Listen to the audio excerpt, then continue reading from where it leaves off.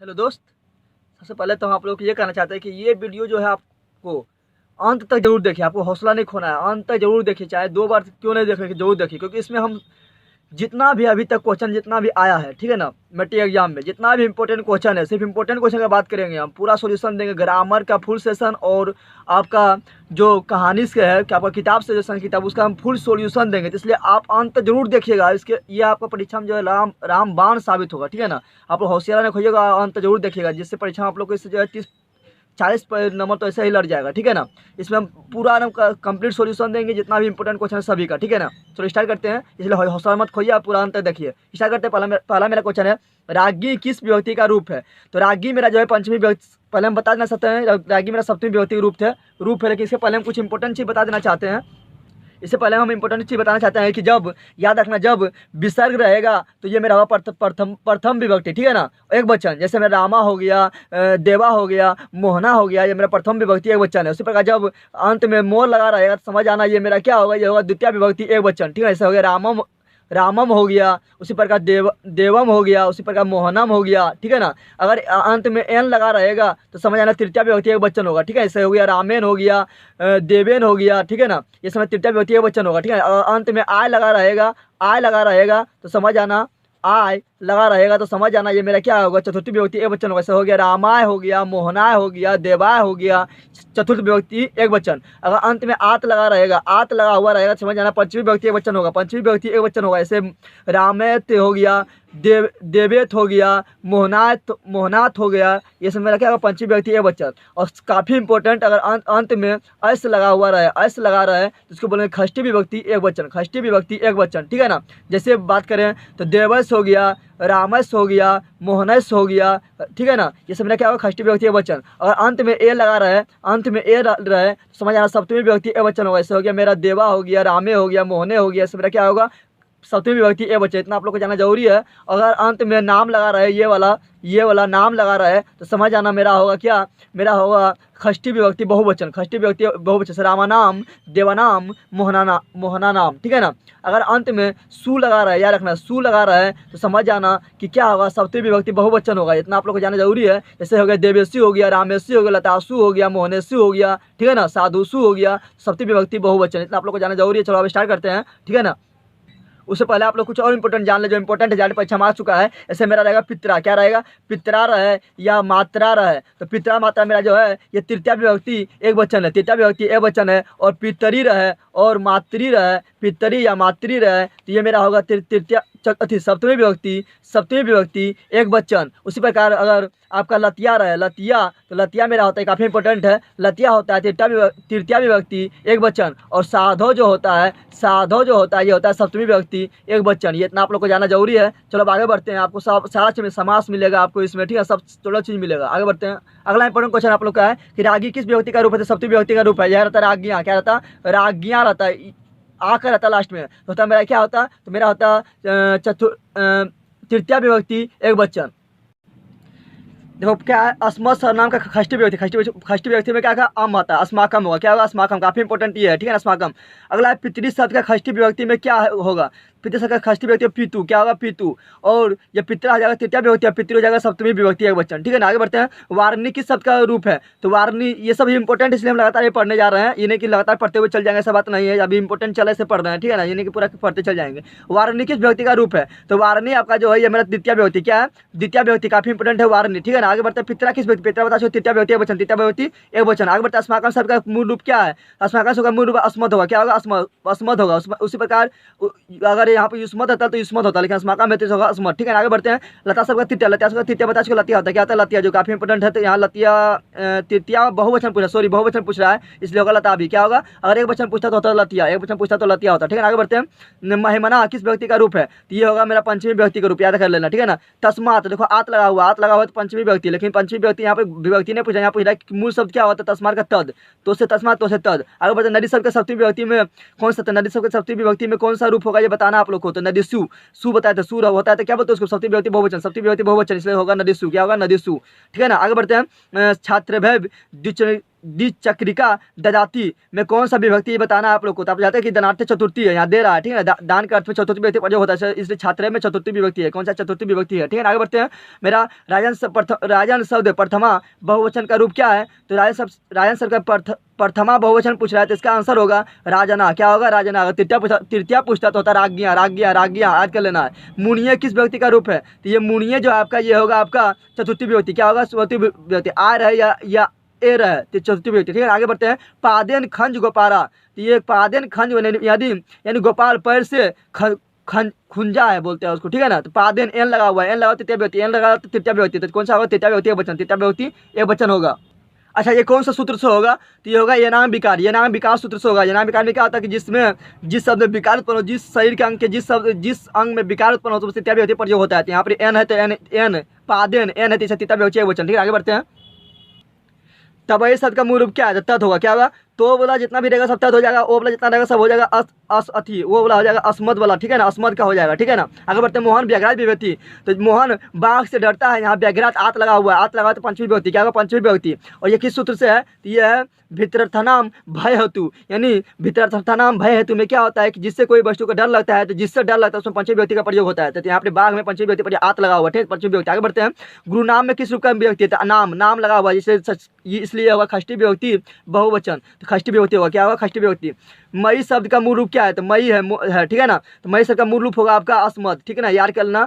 मई शब्द का मूल रूप होगा अस्मद। आगे बढ़ते हैं। पतिना किस व्यक्ति का रूप है, तो पतिना जो है ये तृतीया विभक्ति रूप है, ना लगा हुआ है, ठीक है, ना लगा तो तृतीया विभक्ति, एन भी लगा तो तृतीया विभक्ति। आगे बढ़ते हैं। बाला शब्द का षष्ठी विभक्ति बहुवचन, षष्ठी विभक्ति बोल दिया है और बहुवचन बोल दिया, आएगा नाम। क्या आएगा, नाम। तो देखो कहाँ पर नाम है, षष्ठी विभक्ति बहुवचन, तो यहाँ बाल का नाम, यहाँ पर नाम है, और ये मेरा सप्तमी विभक्ति हो जाएगा, ठीक है। जैसे देवे है तो उससे प्रकार बाल के, और ये मेरा सप्तमी विभक्ति, और ये मेरा षष्ठी विभक्ति, और ये एन लगा हुआ तो इससे तृतीया विभक्ति, ठीक है। आगे बढ़ते हैं। लताये किस विभक्ति का रूप है, तो लताये मेरा चतुर्थी विभक्ति का रूप है, ठीक है। लतिया तृतीया और लताये चतुर्थी, याद रखना, ठीक है ना।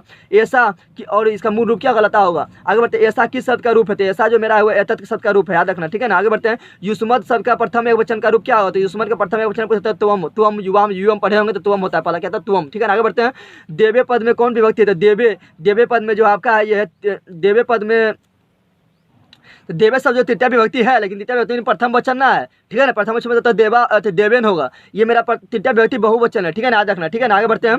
सा किस शब्द का रूप है, सा तो आप लोग जानते हैं कि ये तत् का है, किसका है, तत् का। सा तो ते पढ़े होंगे तो जितना भी सा तो ते ये सब जितना भी है सब किसका है, तत् का है, किसका है, तत् का, ठीक है ना। और तोम युवाम युयम ये किसका है, युष्मद का है, और अहम आवाम वयम वो किसका है, अस्मद का है, याद रखना। राजन शब्द का तृतीया बता, तृतीया में कहता है राज्ञा, क्या होता है, राज्ञा, याद रखना, काफी इंपोर्टेंट है, ठीक है ना। साधुना किस व्यक्ति का रूप है, तो यहाँ देखो ना लगा हुआ, ना लगा तो तृतीया विभक्ति, क्या होता है, तृतीया विभक्ति। आगे बढ़ते हैं। पितृ शब्द का तृतीया बता, तृतीया का पित्रा, लेकिन यहाँ बहुवचन पूछ रहा है, क्या पूछ रहा है, बहुवचन पूछ रहा है। अगर प्रथम वचन पूछा तो होता पित्रा, लेकिन यहाँ बहुवचन पूछ रहा है, इसलिए होगा इसका पितृ भी, ठीक है ना। आगे बढ़ते हैं।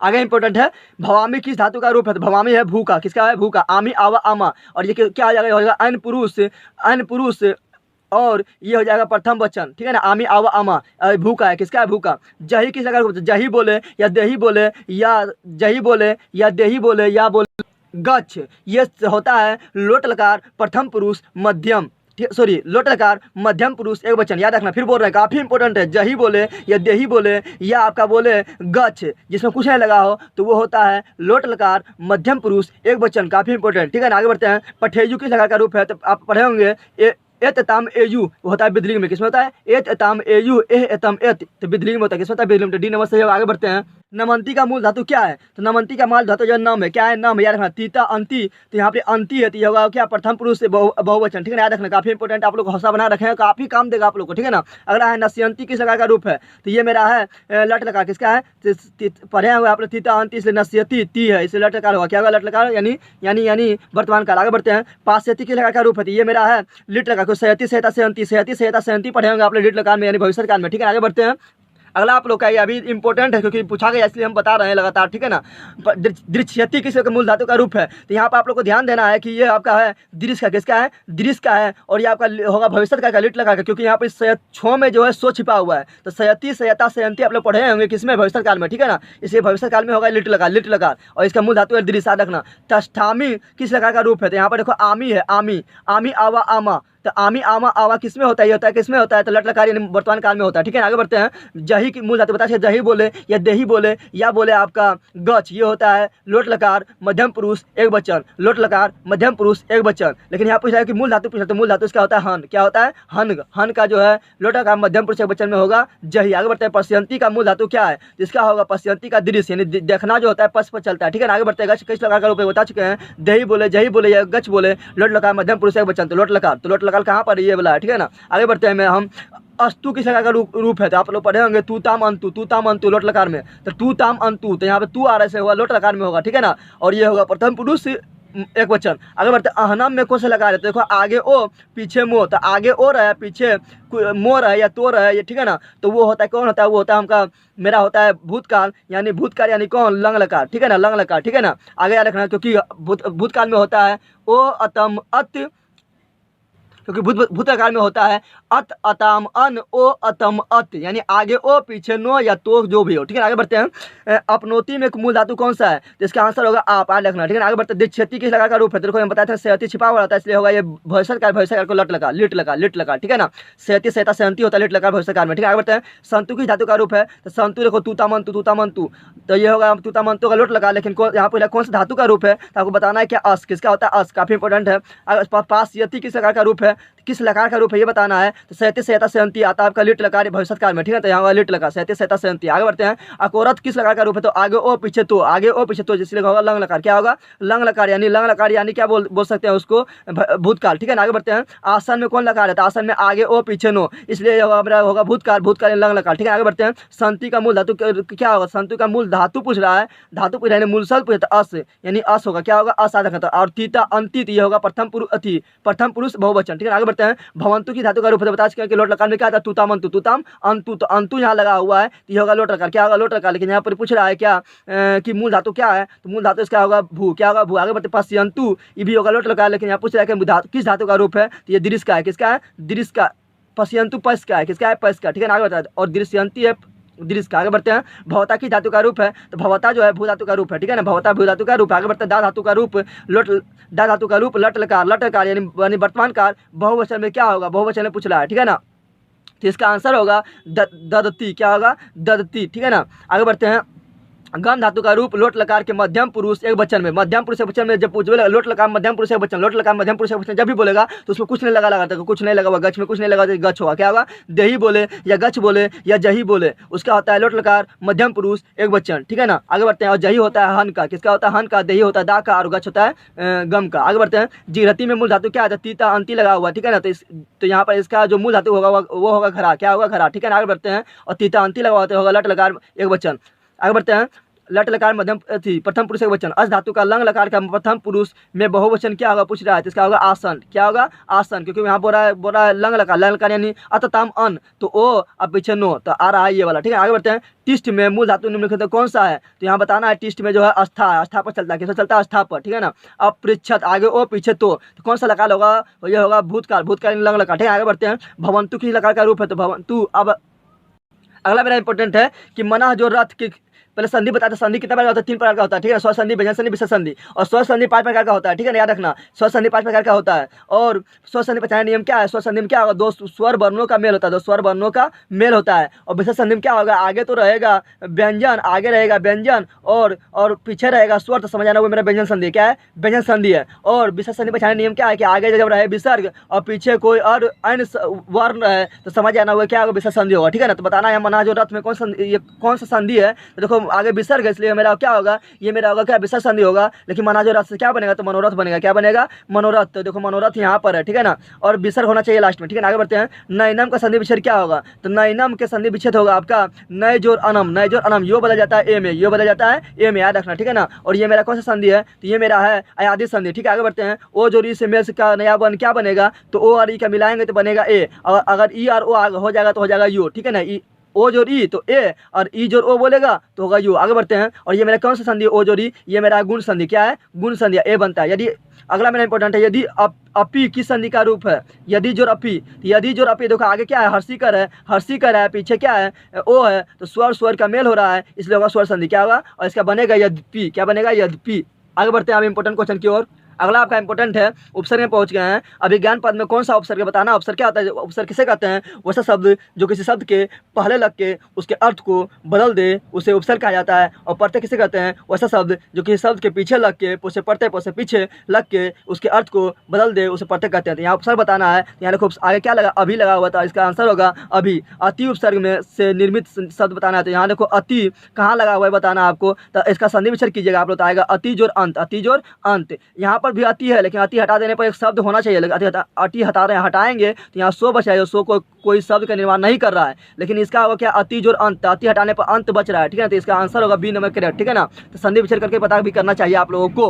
अगर बढ़ते हैं व्याकरण में कौन सा अवसर था, तो व्याकरण का संधि विच्छेद करिए तो बी जोर आकरण, बी जोर आकरण। तो बी आ रहा है, कौन आ रहा है, बी। आगे बढ़ते हैं मेरा इंपॉर्टेंट क्वेश्चन की ओर। यहाँ पर इंपॉर्टेंट क्वेश्चन है, नीचे है नी उपसर्ग में कौन सा शब्द बनेगा बताना है। तो नी उपसर्ग से कौन सा शब्द बनेगा, यहाँ ध्यान देना है कि देखो नी हटाने पर जरन बचेगा, जरन को शब्द नहीं है। ये मेरा यहाँ पर नीर उपसर्ग है, क्या है, नौरसी का ऊपर नीर है, ठीक है ना। यहाँ पर मेरा क्या है, यहाँ पर नीच उपसर्ग है। यहाँ पर क्या है, यहाँ देखो योग, योग बचेगा, नी हटा देंगे तो योग बचेगा, इसलिए नी मेरा यहाँ पर उपसर्ग है, नी उपसर्ग क्या है, नी उपसर्ग है, ठीक है ना। यहाँ पे नीर उपसर्ग है, नीर है, नी नहीं नीर है। आगे बढ़ते हैं पराजय में कौन सा उपसर्ग है, सिंपल से पराजय में क्या है, परा उपसर्ग है, क्या है, परा उपसर्ग है। आगे बढ़ते हैं नी उपसर्ग में कौन सा शब्द नहीं बनेगा, पूछा नहीं बनेगा तो नियोग बन रहा है, नी हटा दो तो योजन बन रहा है। यहाँ पर देखो नी हटा दो तो क्या बन रहा है, रोध बन रहा है, लेकिन नीर यहाँ नीलाकार में क्या है, नीर उपसर्ग है, नीर उपसर्ग, तो ये नहीं बनेगा। आगे बढ़ते हैं परा उपसर्ग क्या योग से कौन सा शब्द बनेगा बताना है। तो यहाँ ध्यान देने वाली बात है, परा उपसर्ग से कौन सा योग से कौन सा शब्द बनेगा। परा देखो यहाँ परी है, यहाँ पर परी है, यहाँ प्रो है, तो यहाँ परा है, तो परा होगा सी नंबर। आगे बढ़ते हैं इंपॉर्टेंट क्वेश्चन की ओर।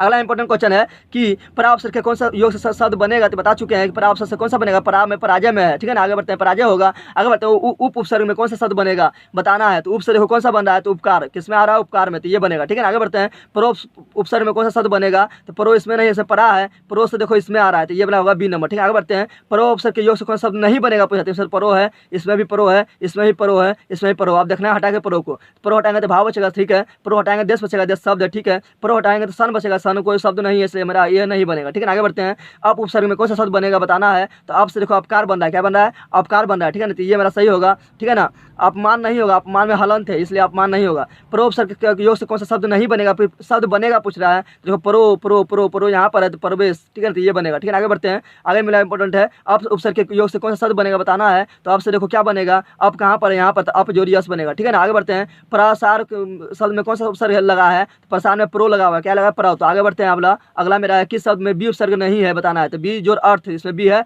बी जोर शेष इसमें है, बी जोर राम इसमें है, लेकिन इसमें नहीं है, ठीक है ना। आगे बढ़ते हैं पराज उपसर्ग से कौन सा शब्द बना है बताना है। परा से पराजय बना है। आगे बढ़ते हैं क्वेश्चन की ओर। आप लोग हिम्मत रखिए, पूरा वीडियो को देख लीजिए, आप लोग को काफी काम देगा, ठीक है ना। आगे बढ़ते हैं रामबाण साबित होगा आप लोग के लिए। प्रति उपसर्ग से कौन सा शब्द बना है, प्रति खोना है, प्रति इसमें भी है, प्रीति इसमें है, इसमें प्राति है, तो प्रति मेरा ये बन रहा है, ठीक है। आगे बढ़ते हैं उप उपसर्ग में कौन सा शब्द बनेगा बताना है। उप मेरा इसमें तो ये बनेगा, ठीक है। आगे बढ़ते हैं इंपॉर्टेंट क्वेश्चन की ओर। अगला मेरा इंपॉर्टेंट क्वेश्चन है कि अक्तवा गत्वा में कौन सा प्रत्यय है। तो गत्वा में यहाँ पर तवा हटाओ, उसमें को लगा लो तो कत्वा प्रत्यय होगा, क्या होगा, कत्वा। जहाँ कत्वा लगा रहेगा तो को छिपा हुआ रहेगा, ठीक है। आगे बढ़ते हैं गच्छन्तम बालक पश्य लेखांकित पद में प्रयुक्त प्रत्यय है, तो इसमें है सत्री प्रत्यय, ठीक है ना। अंतर जहाँ तम जहाँ लगा रहा समझना सत्री प्रत्यय होगा, ठीक है ना। मानवा पद में किस तृतीय प्रत्यय का प्रयोग, काफी इंपॉर्टेंट है, काफी इंपॉर्टेंट। मानवा जैसे अंत में आए अवह तो समझ जाना वो क्या होगा, अन प्रत्यय, क्या होगा, अन प्रत्यय। जैसे होगा वैष्णवा तो अन प्रत्यय, मानवा तो अन प्रत्यय, सेवा तो अन प्रत्यय, दानवा तो अन प्रत्यय, काफी इंपॉर्टेंट है। अगला मेरा है किशोरी पद में कौन सा स्त्री प्रत्यय। तो किशोरी में आपका ढींच है, क्या है, ढींच है, ढींच बता देते हैं। और किसी किस्म होता है, जैसे अज का स्त्रीलिंग होता है अजा, मुसिका मूसक का स्त्रीलिंग होता है मुसिका, छठ का स्त्रीलिंग चटका, ये सब में है क्या प्रत्यय, इसमें है टाप प्रत्यय, टाप प्रत्यय आ रहेगा समझना, टाप प्रत्यय अजा मुसिका चटका सरला आ रहेगा तो टाप प्रत्यय, ठीक है ना। और काफी इंपॉर्टेंट एक बात याद रखना है कि इंद्रानी, इंद्र का स्त्रीलिंग रूप इंद्रानी और वरुण का स्त्रीलिंग रूप वरुणानी, ये दोनों में जो होता है ढींस प्रत्यय होता है, क्या होता है, ढींस प्रत्यय, याद रखना ढींस प्रत्यय। और नर का होता है स्त्रीलिंग रूप नारी, और नारिम जो होता है उसमें होता है ढीन प्रत्यय, याद रखना नारिम जो होता है उसमें होगा ढीन प्रत्यय, क्या होगा, ढीन प्रत्यय, याद रखना है, ठीक है ना। आगे बढ़ते हैं, एक चीज और रखना आप लोग को याद रखना है, ता जिसमें लगा है, जिसमें ता लगा रहा है उसमें होता है तल प्रत्यय, जैसे जनता मित्रता शत्रुता, इसमें होगा क्या, तल प्रत्यय। जिसमें इक लगा रहा है उसमें होगा ठक प्रत्यय, जैसे ऐतिहासिक वैज्ञानिक, ये सब में होगा ठक प्रत्यय, ठीक है ना, इतना याद रखना। आगे बढ़ते हैं, और एक चीज याद रखना, इसके अंत में यो है वो होता है लय प्रत्यय, क्या होता है, लय प्रत्यय, ठीक है ना। जैसे आदाय, आदाय तो अंत में यो है तो ये होगा लय प्रत्यय, ठीक है ना। और आप लोग हिम्मत रखिए, पूरा देखिए, ठीक है ना, पूरा जरूर देख लीजिए, ठीक है ना। सुंदर जो तमप में कौन सा पद है, तमप जहाँ लगा तो होता है सुंदरतम, जहाँ देखे अंत में आपको नजर आए तम, ठीक है ना, सुंदरतम, तो देखो यहाँ पर सुंदरतम यहाँ पर है तो इसमें तमप पड़ता है, क्या है उससे पता है लघुत्तम, तो लघुत्तम में भी क्या है तमप पड़ता है। क्री जो तुमन के योग से कौन सा शब्द बनेगा, तो इसमें बनेगा कर तुम, क्या बनेगा तुम, जहाँ नजर आएगा तो बनेगा तुमन पड़ता है, क्या बोल देना है तुमन पड़ता है। पठ के सत्री के योग से कौन सा शब्द बनेगा, तो इसका बनेगा आपका पठत, क्या बनेगा पठत, जहाँ अत नहीं आ रहा है तो बोल देना आप लोग को क्या है सत्री पड़ता है, ठीक है ना। डंडी में कौन सा पड़ता है, रीति पड़ता है, डंडी में याद कर लेना, ये काफी इंपोर्टेंट। इन्नी कौन सा है, इन्नी, इंद्र का स्थान, इंद्र का स्त्रीलिंग रूप बता चुके, इंद्रानी होता है, क्या होता है इंद्रानी, है उसमें कौन सा पड़ता है ढींच पड़ता है, ठीक है ना। अगर देव जो अन बता चुके हैं, देव जो अन से देवा बनेगा, उसी प्रकार मानवा बनेगा, उसी प्रकार सेवा बनेगा, उसी प्रकार ठीक है ना विष्णुवा बनेगा, उसमें तो अन्न पड़ता है, ठीक है ना, अन्न पड़ता है तो यहाँ पर बनेगा देवा, तो देवा देखो आपको कहाँ पर है, यहाँ पर है बी नंबर में, ठीक है ना। तो इसमें कौन पड़ता है अन्न पड़ते हैं। पाज और अनियन के मेल से कौन सा शब्द बनेगा, तो इसमें बनेगा पानियम,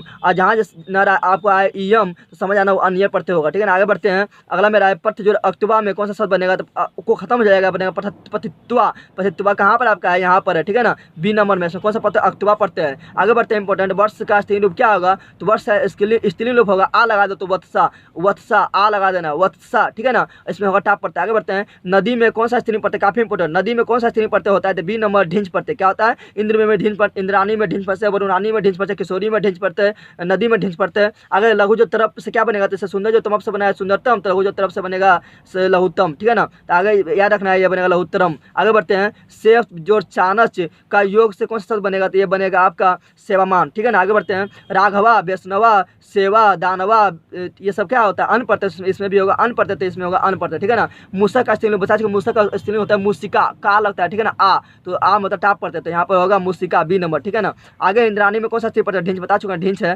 ठीक है ना। आगे मेरा है इंपॉर्टेंट क्वेश्चन, वर्तमान में आगे बढ़ते हैं इंपॉर्टेंट क्वेश्चन की ओर। आप पहुंचे, हम समाज से पहुंचे, समाज में पहुंचने पहले हम पहले बताना चाहते हैं आप लोगों को कि समाज का कितना भेद होता है, 6 भेद होता है, कितना होता है 6 भेद होता है। अब विभाव समास, तत्पुरुष समास, कर्मधारय समास, द्विगु समास, द्वंद्व समास और लास्ट होता है बहुब्रीहि समास। अब विभाव समास पहचानने का नियम क्या है कि आगे रहेगा क्या उपसर्ग रहेगा, समझना। अविभाव समास यथा शक्ति, तो यथा क्या है आगे उपसर्ग, तो यथा शक्ति मेरा हुआ अविभाव समास, ठीक है ना। आ जन्म, तो जन्म से पहले आ मेरा उपसर्ग है, इसलिए मेरा आ जन्म क्या हुआ अविभाव समास। उसी प्रकार द्वंद्व समास पहचानने का नियम क्या है, द्वंद्व समास में दोनों पद प्रधान होता है, जैसे कि बोलेंगे माता पिता, दाल भात, भाई बहन, गौरी शंकर, सीताराम, ये मेरा द्वंद्व समास होगा। द्विगु समास पहचानने नियम क्या है, द्विगु समास में आगे रहेगा संख्या, क्या रहेगा संख्या, जैसे बोलेंगे त्रिभुज, त्रिभुज में त्रि मतलब 3, पंचवटी, पंचवटी में 5, 5 मतलब 5 मतलब 5। उसी प्रकार रहेगा आपका चतुर्भुज, चतुर्भुज में 4, चतुर्भुज मतलब 4, तो आगे संख्या रहेगा तो द्विगु समास। उसी प्रकार आपको बताएं कर्मधारय समास में पहचानने नियम क्या, कर्मधारय समास में तुलना क्या है, तो तुलना कर देगा, ठीक है। जैसे बोलेगा कमल नयन, तो नयन कैसा है कमल की तरह है। महापुरुष, पुरुष कैसा है तो महान है। महादेव, देवता कैसा तो महान देवता है। बोलेगा लाल टोपी, टोपी कैसा है तो लाल है। तो तुलना जब करेगा तो कर्मधारय समास होगा। उसी प्रकार तत्पुरुष समास में क्या होगा, तत्पुरुष समास पहचानने नियम क्या है कि उसमें क्या होगा, उसमें कारक के 8 चिन्ह आएगा, कर्ता ने कर्म को करण से संपादन को के लिए, राजा का राजपुरुष, तो राजा का पुरुष तक का आ गया है, तो का आया तो मेरा तत्पुरुष होगा। उसमें राज कन्या, तो राजा का कन्या, तो का आ गया, मेरा तत्पुरुष समास। जैसे जल मग्न, तो जल में मग्न, तो में आ गया है, इसलिए क्या होगा ये मेरा तत्पुरुष समास होगा। और बहुब्रीहि समास पहचानने नियम क्या है, बहुब्रीहि समास पहचानने नियम है कि उसमें विशेष पद प्रधान होता है, ठीक है ना। जैसे बोलेंगे हम क्या बिना पानी, तो दिमाग में तो होता है क्या सरस्वती, दिमाग में जो अलग अर्थ प्रदान करे वो होगा बहुब्रीहि समास। बोलेंगे हम क्या चक्रपाणि, तो दिमाग में आएगा विष्णु, तो ये होगा मेरा क्या बहुब्रीहि समास। बोलेंगे लंबोदर, दिमाग में आएगा गणेश, तो ये मेरा क्या होगा बहुब्रीहि समास, जो विशेष अर्थ प्रदान करे, ठीक है ना। तो इतना आप लोग को जानना है। चलो आगे बढ़ते हैं। पानी पादम में किस समास का उदाहरण है, पानी पादम जो है मेरा, ये मेरा पानी पादम, तो ये मेरा जो है दोनों पर प्रधान, ये मेरा होगा द्वंद्व समास का उदाहरण, ठीक है ना। पितम अम्बरम यश सो, याद करना है, इसका होगा पिताम्बर, इसका होगा पिताम्बरा, पिताम्बरा, पिताम्बरा के जब बोलेगा विग्रह करने तो आपको कल देना है पितम अम्बरा यस्या सो। आगे मेरा प्रतिदिनम का विग्रह करे, तो प्रति जहाँ लगा रहा है तो समझ आना, इसका जो विग्रह होगा दीनम, दीनम जो लास्ट में रहेगा, प्रति के जो लास्ट बाद में रहेगा उसको 2 बार लिख देना, दीनम दीनम प्रति, ठीक है ना। जैसे प्रति घंटा था दीनम दीनम, दीनम दीनम घंटा, ठीक है ना, तो दीनम दीनम प्रति, ठीक है ना। आगे बढ़ते हैं। अब विभाव समास का सही उदाहरण क्या है, तो बताते हैं। आगे लगा रहेगा अथी उपसर्ग, तो आगे देखो यहाँ उपसर्ग लगा यथाशक्ति, ठीक है ना। तो ये होगा, ये मेरा राजपुत्र होगा, राजा का पुत्र, तो ये मेरा तत्पुरुष हो जाएगा। ये मेरा दशानन या निरावन, ये बहुब्रीहि हो जाएगा। पीताम्बर, पीला वस्त्र धारण करने वाला अर्थात विष्णु, ये मेरा बहुब्रीहि हो जाएगा। समास के कितना भेद बता चुका, 6 भेद होता है। कितना होता है 6 भेद। एक और बताते हैं, नए समास पहचानने नियम क्या है। नए समास पहचानने नियम है क्या, आगे ओ लगा रहेगा, मतलब ओ धर्म, धर्म के पहले ओ है तो नए समास। ओ बोलते हैं ओशिष्ट, शिष्ट के पहले ओ है तो नए समास बोलते हैं। अनर्थ तो अनर्थ, तो अर्थ के पहले क्या, नर्थ के पहले क्या ओ है तो ये मेरा नए समास होगा, ठीक है ना, पहचाने नियम। आगे बढ़ते हैं। अब इसे अनंत, अनंत में ओ पहले है, ओ इसे नए समास होगा। आगे बढ़ते हैं। आगे इंपॉर्टेंट है, इसका विग्रह याद कर लेना। नीला अंबर का विग्रह क्या होगा, नीलम अंबरम यस्या असो। उसी प्रकार लंबोदर का विग्रह क्या होगा, लंबम उद्रम यस असो। उसी प्रकार गजानन का विग्रह क्या होगा, गज आननानी यस्यासो, ठीक है ना। आगे मेरा इंपॉर्टेंट है कि बिना पानी का विग्रह क्या होगा, उसी प्रकार बिना पानी का बिना पानो यस्या सा, ठीक है ना। और ये मेरा बहुब्रीहि समास है। आगे बढ़ते हैं। आगे आपका इंपॉर्टेंट है, बता देना चाहते हैं जो काफी इंपॉर्टेंट है, किसी क्रिया विशेषण शो का कहेगा व्याख्या करें, तो जो क्रियाओं को विशेषता बतलाता है उसे बोलते हैं क्रिया विशेषण कहते हैं। और क्रिया विशेषण में क्या होता है, क्रिया विशेषण में होता है आपका द्वितीय विभक्ति प्रयोग होता है। यहाँ पर क्या है, इसका बोल के आने के द्वितीय विभक्ति का व्यवहार किया जाता है। ऐसे बोलेंगे क्या, मंदम मंदम, हवा जैसे बहता है तो मंदम मंदम में द्वितीय विभक्ति प्रयोग। उसी प्रकार यहाँ पर है कुमारा तिरुवम धवंत, तिरुवम धावती, तो तिरुवम में क्या है, द्वितीय व्यक्ति प्रयोग हुआ है, ठीक है ना। और कैसा दौड़ रहा है, तो तेज से दौड़ रहा है, तो तेज इसका विशेषता बताते हैं, तो ये मेरा क्या हुआ, विशेषण हुआ, क्रिया विशेषण, ठीक है ना। आगे बढ़ते हैं। आगे आपका इंपॉर्टेंट है काल धरनो तयंत संयोग द्वितीय, ठीक है ना। इसमें भी काफी इंपॉर्टेंट है कि कालवाचक और मावाचक शब्दों में, ये इंपॉर्टेंट नहीं है। आगे बढ़ते हैं। यह इंपॉर्टेंट है, यनांग विकार। यनांग विकार में क्या होता है कि जिन अंगवाचक शब्दों में विकार होने से अंग विकृति हो जाता है, शरीर के जिस अंग में अंगवाचक शब्द में विकार होने से अंग मतलब विकलांग हो जाता है, अंगी विकृत माना जाए, उन अंगवाचक शब्दों में तृतीय विभक्ति प्रयोग होता है। जैसे अच्छा ना, काना, वो कान से क्या है, अच्छना है, ठीक है ना। कर्णन बधिरा, तो एन लगा हुआ तृतीय विभक्ति, वो कान से बहरा है, कौन सूत्र से, एनांग विकार से। पादेन खंज, वो पैर से कैसा है, खुंजा है, खंज है, ठीक है ना। तो एन लगा हुआ तृतीय विभक्ति और कौन सूत्र से, एनांग विकार से। मंथरा पृष्ठन, वो पीठ से क्या है, पीठ, मंथरा क्या है, पीठ से क्या था, कुब्बा जो निकल जाता है, तो यहाँ एन लगा हुआ है, तृतीय विभक्ति प्रयोग होगा, ठीक है ना। आगे बढ़ते हैं। इंपॉर्टेंट क्वेश्चन मेरा है सहार्ते तृतीया। सहार्ते तृतीया इंपॉर्टेंट क्वेश्चन है कि सह अर्थ वाले जितना भी धातु है, साकम सार्धम समम, सब में क्या तृतीय विभक्ति प्रयोग होता है। और किसमें तृतीय विभक्ति प्रयोग होता है, जिसके साथ बोला जाए। जैसे क्या बोलते हैं कि राम के साथ सीता वन जाती है, तो राम के साथ, तो राम में होगा तृतीय विभक्ति प्रयोग, और एन लगा हुआ तो पहचान जाएंगे क्या तृतीय विभक्ति है, तो रामेन सा सीता वनम गच्छति, ठीक है ना। उसी प्रकार पिता पुत्र के साथ जाता है, पुत्र के साथ पिता जाता है, तो पिता पुत्रेन सह आगत, जो है पुत्र जो है पुत्र के साथ पिता आता है, ठीक है ना। आगे बढ़ते हैं। मेरा इंपॉर्टेंट है सहयुक्त प्रधाने, सह अर्थ वाला, सह के अर्थ वाले शब्दों को योग में अप्रधान में तृतीय विभक्ति का प्रयोग होता है, यह भी रखना। पुत्रेन सह आग्रता पिता। आगे बढ़ते हैं। आगे इंपॉर्टेंट है दानार्थ चतुर्थी, यानी दान के अर्थ में चतुर्थी विभक्ति का प्रयोग होता है। किसमें चतुर्थी विभक्ति का प्रयोग होता है, जिसे कोई वस्तु दान स्वरूप दिया जाए उसमें, जैसे हम भिक्षुक को दिए भिखारी को दिए दान, तो भिखारी में चतुर्थी विभक्ति प्रयोग करेंगे, ठीक है ना। उस प्रकार निपरा विप्रा, आय लगा हुआ है, चतुर्थी विभक्ति, आय लगा हुआ है चतुर्थी विभक्ति, तो राजा जो है विप्रा यानी भिखारी को धन प्रदान करता है, तो निपरा विप्राय धनम ददाति, तो यहाँ विप्रा में चतुर्थी विभक्ति का प्रयोग हुआ है, कौन से धनार्थ चतुर्थी से। उसी प्रकार अगला इंपॉर्टेंट है रुचिया अर्थानामा, रुचि अर्थानामा प्रियमाना, यानी रुचि धातु के अर्थ में जिसे कोई वस्तु अच्छा लगता है उसमें चतुर्थी विभक्ति का प्रयोग होता है, जिससे अच्छा लगेगा उसमें चतुर्थी विभक्ति का प्रयोग होगा, ठीक है ना। जैसे हरिये लोचते भक्ति, तो हरि को जो है भक्ति अच्छा लगता है, तो हरि को लग रहा है, इसलिए हरि में जो है चतुर्थी विभक्ति का प्रयोग हुआ, किससे, तो रुच अर्थानाम प्रियमाना सूत्र से। उस प्रकार मोहनाय मोदकम लोचते, तो मोहन को लड्डू अच्छा लगता है, तो मोहन को अच्छा लग रहा है, तो मोहन में चतुर्थी विभक्ति का प्रयोग होगा, इसलिए होगा मोहनाय, तो आ लग गया चतुर्थी विभक्ति। आगे बढ़ते हैं इंपॉर्टेंट की ओर। अगला इंपॉर्टेंट आपका है अपदाने पंचमी, यानी जब अपदान होगा, जब जुदाई होता है, तो जिससे जुदाई होता है उसमें पंचमी विभक्ति प्रयोग होता है। जैसे अपदान कारक में पंचमी विभक्ति प्रयोग होता है, जैसे वृक्ष से पत्ता गिरती है, वृक्ष से पत्ता गिरता है, तो वृक्ष से अलग हो रहा है, तो वृक्ष में पंचमी विभक्ति प्रयोग होगा। हम बता चुके हैं कि आत लगा है तो समझ आना पंचमी विभक्ति होगा, तो वृक्षात, तो आत लगा पंचमी विभक्ति है, तो ठीक है, तो वृक्षात पतरानी पतंती, ठीक है, तो यहाँ पर पंचमी विभक्ति प्रयोग हुआ अपदाने पंचमी सूत्र से। उसी प्रकार मेरा अगला इंपॉर्टेंट क्वेश्चन है मेरा ध्रुव, ये भी इंपॉर्टेंट है, ठीक है ना, कि जब कोई अटल रहे और उससे अलग हो जाए तो उसमें क्या होता है, उसमें आपका होता है प्रयोग होता है पंचमी विभक्ति का प्रयोग होता है।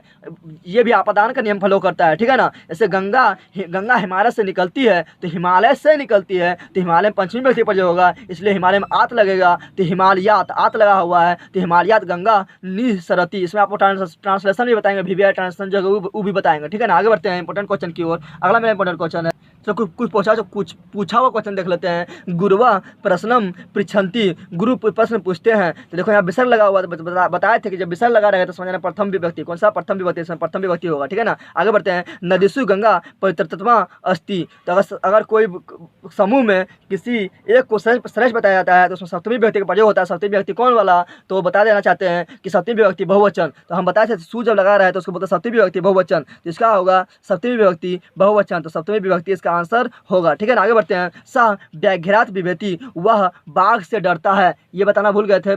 इसका सूत्र होता है क्या?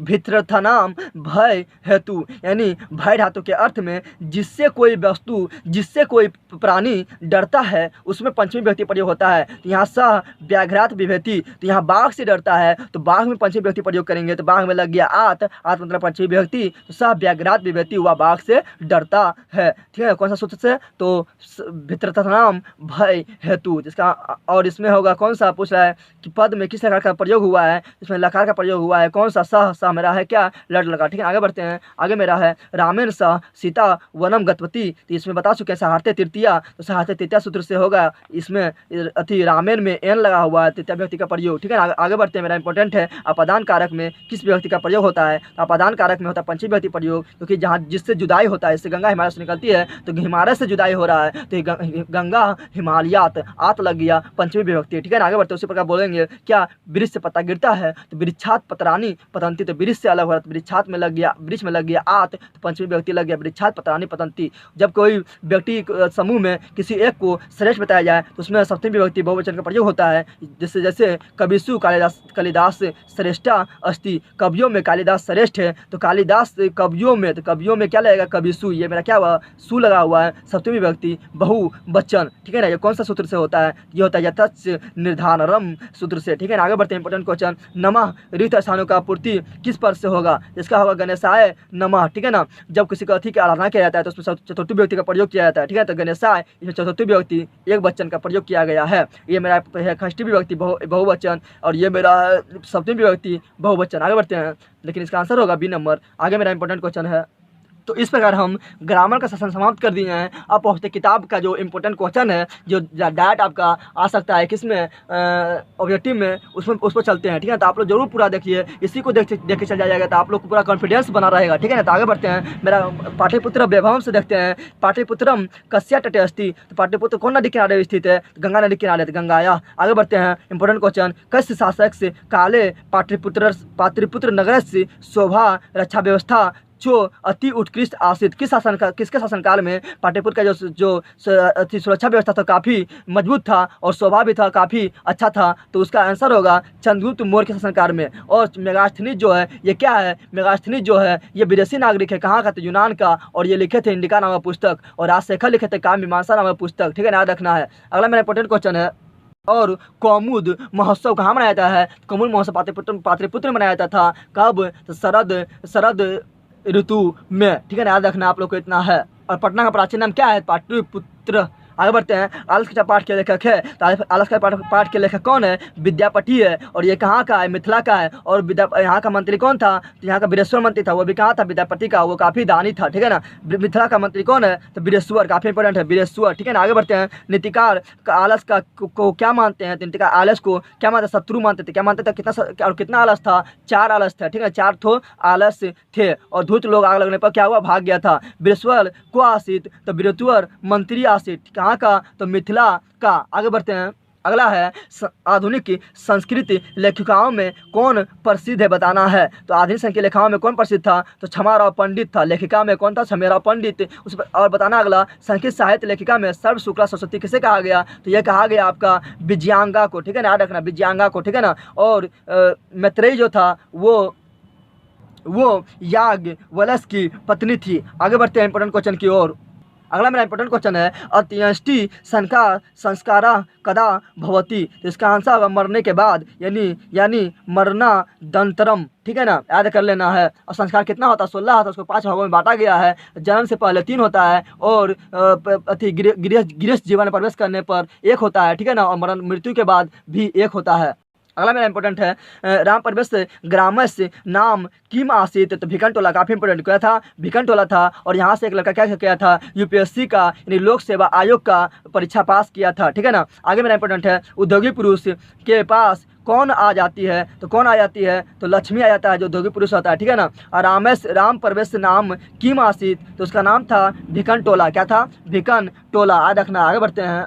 अगला आपका इंपॉर्टेंट है व्याघ्रपति कथा, जो काफ़ी इंपॉर्टेंट है। इससे क्वेश्चन है 2 से 3 आना फिक्स है। व्याघ्रपति कथा का रचनाकार कौन है, इसका रचनाकार है नारायण पंडित। नारायण पंडित। व्याघ्रपति कथा किस ग्रंथ से लिया गया है, तो ये जो लिया गया है ये लिया गया हितोपदेश से, हितोपदेश से, ठीक है ना, याद रखना है। और व्याघ्रपति कथा में बता देते थोड़ा कहानी कि व्याघ्रपति कथा में एक बूढ़ा बाघ रहता है जो एक पथिक को, एक पंडित को कहता है कि हम बूढ़ा हो गए हैं, और तालाब के किनारे हाथ में अपना कुश और एक सोना का कंगन लेकर खड़ा रहता है और बोलता है कि हम इस अपना पाप को मिटाना चाहते हैं, इसलिए हम आपको सोना के कंगन दान देना चाहते हैं। तो जो उसका पथिक जो होता है वो उसका लोभी में आकर क्या होता है, वो बाघ के पास जाने लगता है। तो वो बाघ बोलता है कि तालाब में स्नान करके आइए और ग्रहण कीजिए। तो जैसे ही पथिक जो तालाब में हिलता है तो क्या होता है, कीचड़ में फंस जाता है और बाघ उस पर छलांग लगा देता है और बाघ उसका हत्या उसका शिकार कर लेता है, ठीक है ना। इसमें यह बताया गया है। आगे बढ़ते हैं।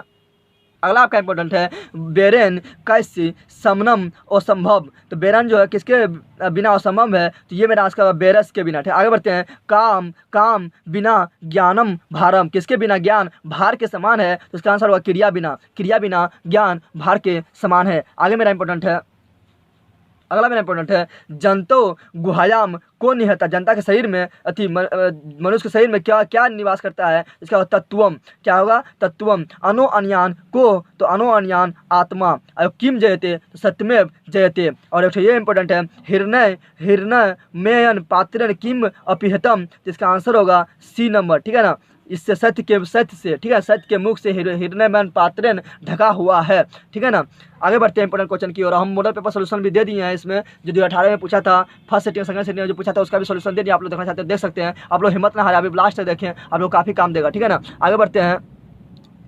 आगे मेरा इंपॉर्टेंट है भारत की शोभा से कौन प्रसन्न होते हैं। भारत की शोभा कौन प्रसन्न होता है, ईश्वर। और ईश्वर जो है भारत का गुणगान करते हैं, भारत का गीत गाता है और भारत का गुणगान करते हैं और चाहता है कि हम भारत में बार बार हम भी जन्म ले, ठीक है ना।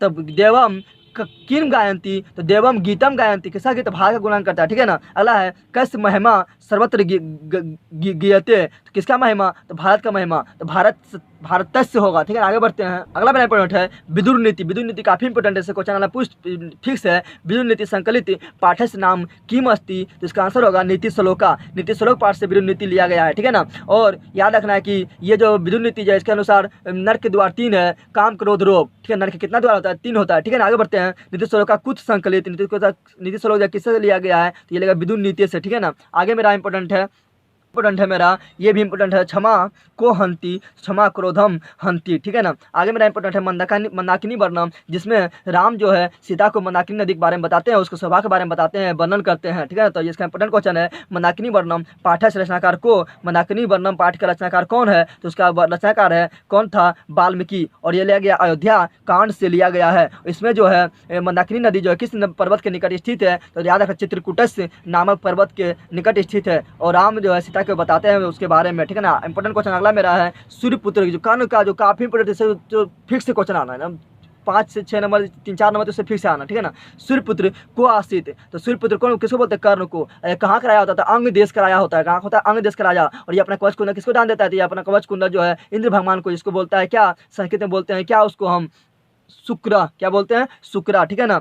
यह याद रखना है, ठीक है ना। अगला इंपॉर्टेंट क्वेश्चन है काल पर्याता को क्षयम भवती, तो काल के अनुसार कौन नष्ट हो जाता है, तो शिक्षा। क्या होता है, शिक्षा। आगे बढ़ते हैं। आगे मेरा इंपॉर्टेंट है को महत्रम भिक्षा याचे, कौन जो भिक्षा मांग रहे थे, तो इसका आंसर होगा सकरा यानी इंद्र। कौन, इंद्र, सकरा यानी। अगला इंपॉर्टेंट है अंग राजा नो दातव्यम। जब अंगराज अपना कवच कुंडल दान दे रहा था तो उसमें उसको बोल रहा था क्या, कौन बोल रहा था कि मत दो नो दातव्यम। कौन बोल रहा था, बोल रहा था सलिया, जो वहाँ का स्त्री लोग था वो बोल रही थी, ठीक है, रोक रही थी। कनज दानवीरता पाठ रचिता को आसित, कनज दानवीरता पाठ के रचनाकार कौन है, इसका रचनाकार है भाषा। कौन है, भास, ठीक है ना। याद रखना ये इंपॉर्टेंट है। अगला मेरा इंपॉर्टेंट क्वेश्चन है अगला मेरा इंपॉर्टेंट क्वेश्चन है, संख्या दर्शन प्रवर्तक का को संख्या दर्शन प्रवर्तक कौन है? इसका आंसर होगा कपिल। योग दर्शन का प्रवर्तक कौन है? तो पतंजलि। और न्याय दर्शन का प्रवर्तक कौन है? तो गौतम। अब वेदांग का कुल कितना अंग है? तो वेदांग का कुल 6 अंग होता है, ठीक है ना। वेद 4 और वेदांग 6, ठीक है। आगे मेरा इंपॉर्टेंट क्वेश्चन है, अगला मेरा इंपॉर्टेंट क्वेश्चन है, भाटपुत्रा से हिंदी में क्वेश्चन पूछता है, बताओ भाटपुत्रा व्यवहार पाठ किस नगर से का है? तो पाटलिपुत्र का है, ठीक है ना। पटना पाठ का नाम क्या है? पाटलिपुत्र। पटना की पाटलिपुत्र जो क्यों नदी के किनारे स्थित है? तो गंगा नदी के किनारे स्थित है। पाटलिपुत्र में कौन सा उत्सव मनाया जाता है? तो कौमुदी महोत्सव मनाया जाता है। कब मनाया जाता था? तो शरद ऋतु मनाया जाता था। पाटलिपुत्र का नाम गौतम बुद्ध के समय क्या था? तो पाटलिग्राम था। क्या था? पाटलिग्राम था, ठीक है ना। और यहाँ पर जो था ये जो मेगास्थनीज कौन था? तो मेगास्थनीज यूनान के राजदूत यानी विदेशी यात्री थे, यूनान के राजदूत। और काव्यमीमांसा लेखक कौन है? काव्यमीमांसा लेखक कौन था? तो काव्यमीमांसा लेखक कौन है? तो वीरेश्वर, ठीक है ना। सॉरी, वीरेश्वर राजशेखर होगा। क्या होगा? राजशेखर। किसके शासनकाल में पाटलिपुत्र का जो है रक्षा व्यवस्था काफ़ी मजबूत था और सुंदरता काफ़ी उत्कृष्ट था? तो इसका आंसर होगा चंद्रगुप्त मौर्य के। अब पाटलिपुत्र के 10वें गुरु का नाम क्या था? सिख के 10वें गुरु का नाम क्या था? सिख के 10वें गुरु का नाम था गुरु गोविंद सिंह, ठीक है ना। और सिख धर्म के संस्थापक गुरु गोविंद सिंह थे, ठीक है ना। आगे बढ़ते हैं। अगला मेरा इंपॉर्टेंट क्वेश्चन है कि पटना के किस दिशा में गंगा नदी बहती है? तो उत्तर दिशा में। याद रखना, कौन दिशा में? उत्तर दिशा में। इतना आप लोग को जानना बहुत जरूरी है। पाटलिपुत्र का इतिहास जो 2500 वर्ष पुराना है, 2500 वर्ष पुराना है, ठीक है ना। यहाँ पे क्या है? महात्मा गांधी सेतु पुल जो विश्व का सबसे लंबा पुल है, ठीक है ना। याद रखना, आप लोग को इतना जानना जरूरी है, ठीक है ना। आगे मेरा इंपॉर्टेंट क्वेश्चन बता देते हैं।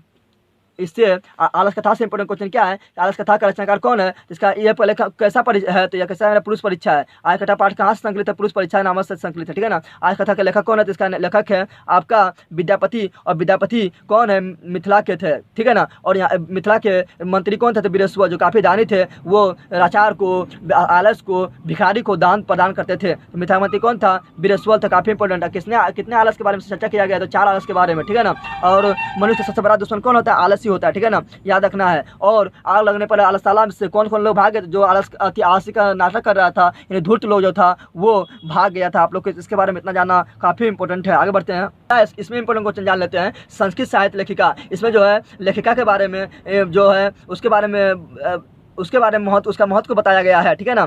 तो यहाँ पर है संस्कृत साहित्य लेखिका पाठ में किसके महत्व के बारे में बताया? तो औरत के महत्व के बारे में बताया गया है, ठीक है ना। पुरुष और नारियों के सहयोग में किसी गाड़ी चलती है? तो चलती है समाज की गाड़ी चलती है, ठीक है ना। इसमें बताया गया है क्या कि बताना आप लोग को।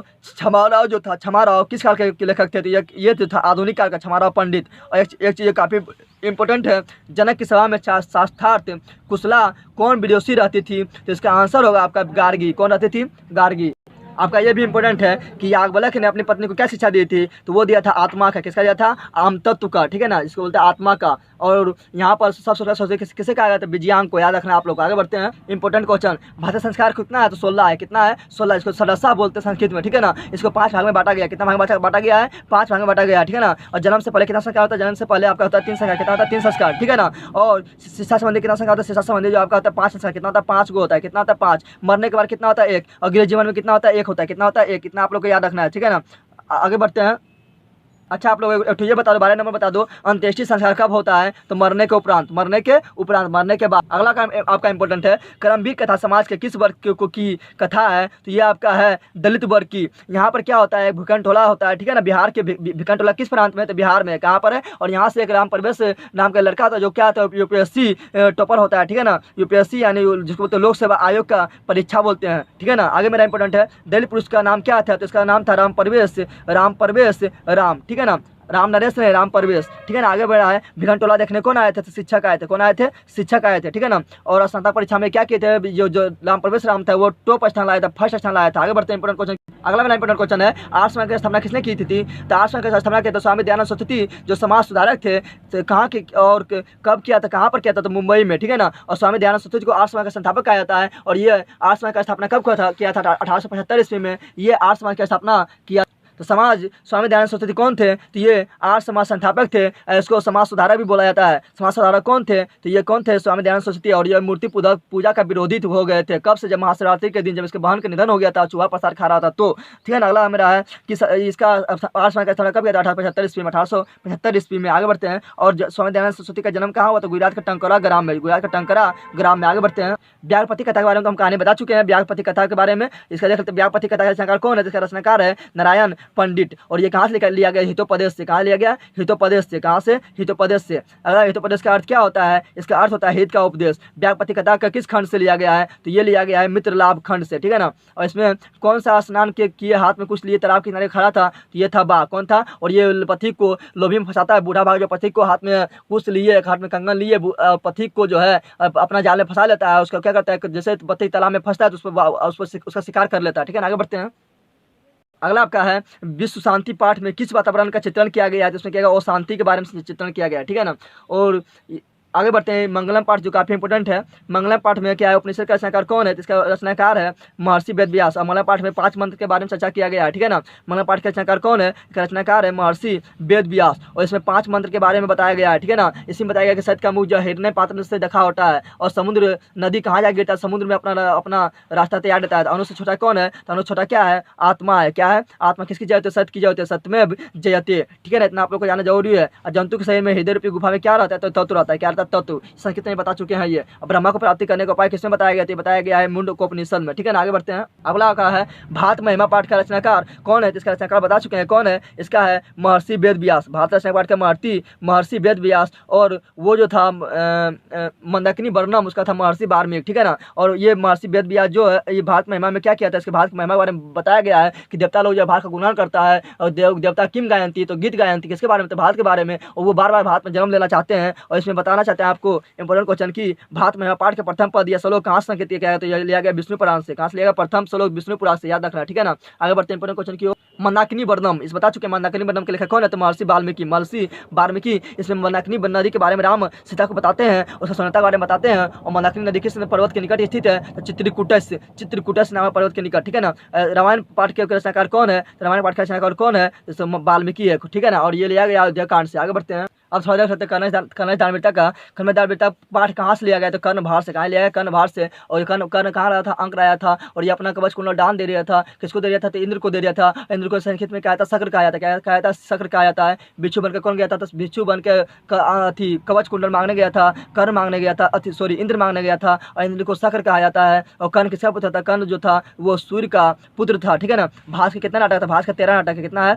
13 नाटक। सूर्य पुत्र कौन था? तो कर्ण है। और कर्ण कहाँ आया है? तो कर्ण अंग देश का आया है। महात्रम भिक्षा याचे, ऐसा किसने कहा था? मुझे भिक्षा दो, किसने कहा? तो वो कहा था इंद्र। इंद्र को बोलता है शक्र। क्या बोलते हैं? शक्र। इसमें आगे इंपोर्टेंट है, आगे नो दातव्यम या किसने कहा? तो ये कहा तो बता चुके हैं कि सलय ने कहा। तो वहाँ के जो स्त्री लोग थे वो कह रहा था कवच कुंडल मत दो। कर्ण दानवीरता पाठ का लेखक कौन है? तो इसका लेखक है कौन है? भास बता चुके हैं। इस प्रकार बताए आप लोग का खत्म हुआ सेशन, ठीक है ना। बताओ आप लोग को वीडियो कैसा लगा, अब बताओ, ठीक है ना। अगर आप लोग पूरा देखेंगे तो आप वीडियो बताओ कैसा हुआ। फटाफट अपने दोस्तों के पास शेयर कर दो, लाइक करो, सब्सक्राइब करो और कमेंट जरूर करो, बताओ वीडियो कैसा लगा है।